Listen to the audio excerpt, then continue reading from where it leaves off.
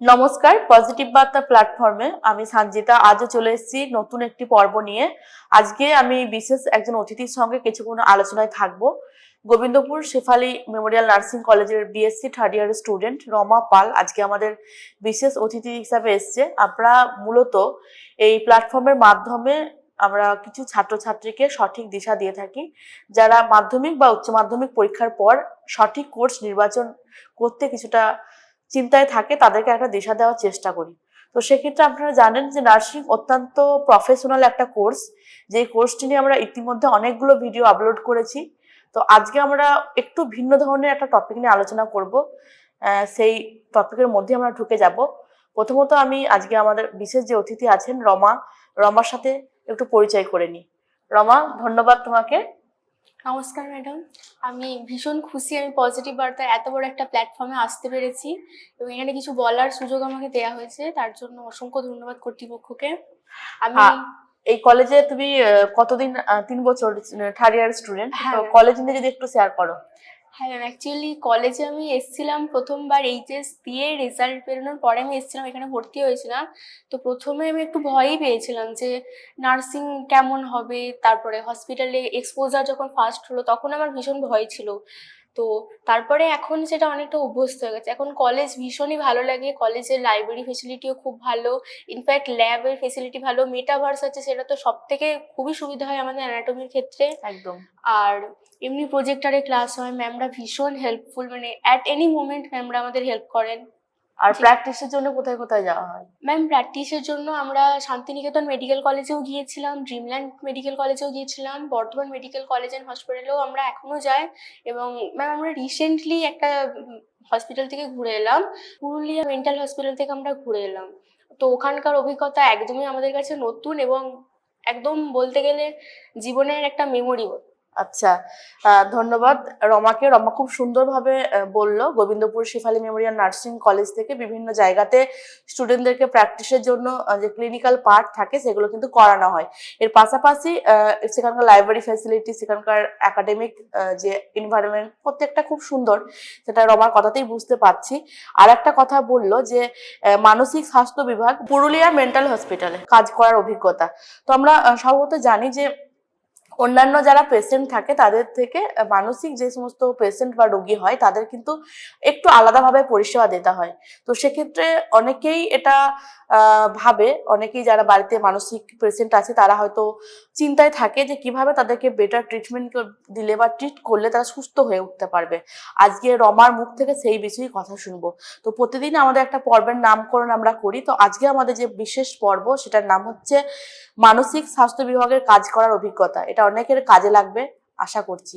Rubber মুখ থেকে একটু শুনে নেব যে কিভাবে পুরুলিয়া মেন্টাল হসপিটালে মানসিক রোগীদের সঙ্গে তারা কাজ করেছিল। রমা, একটু শেয়ার কর।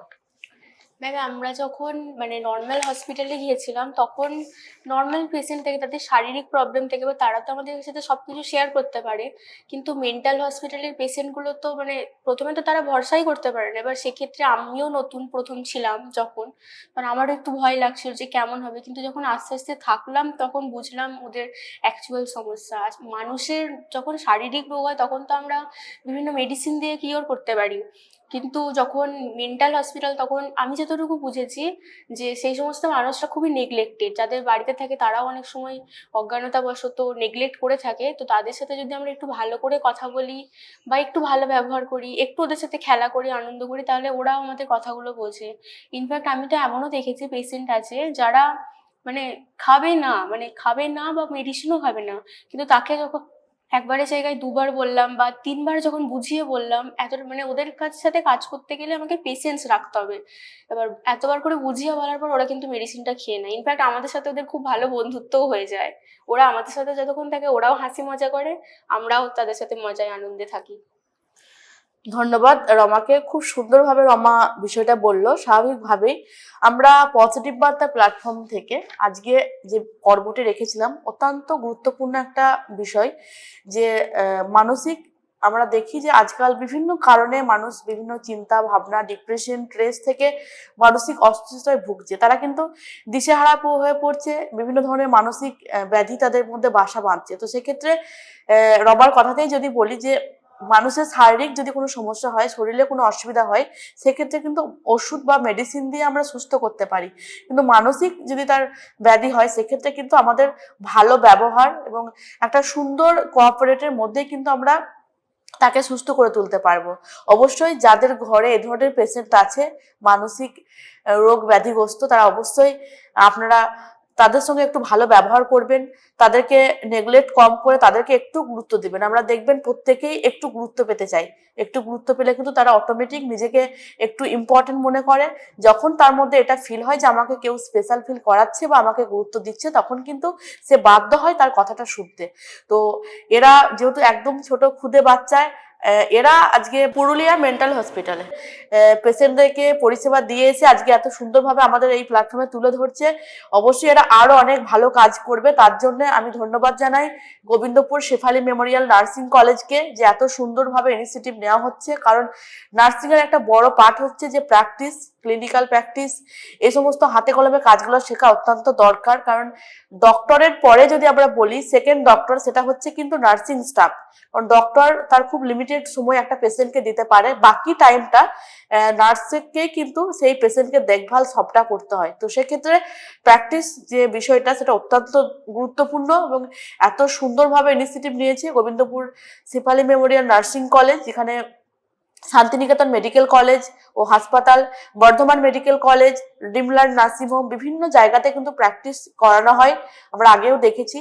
তাই আমরা বলবো পজিটিভ বার্তার প্ল্যাটফর্ম থেকে যে সমস্ত ছাত্রছাত্রীরা ভাবছো যে আমরা নার্সিং নিয়ে পড়াশোনা করব, তারা অবশ্যই আমাদের ডেসক্রিপশনে নাম্বার দেওয়া আছে, গোবিন্দপুর শেফালি মেমোরিয়াল নার্সিং কলেজের অফিসিয়াল নাম্বার, সেই নাম্বারে কিন্তু যোগাযোগ করতে পারবে। এখানে তোমরা যেমন একজন বেটার নার্স হিসাবে নিজের প্রতিষ্ঠা করতে পারবে, তার পাশাপাশি একজন ভালো পরিসেবিকা হিসাবে মানুষের পাশে দাঁড়াতে পারবে।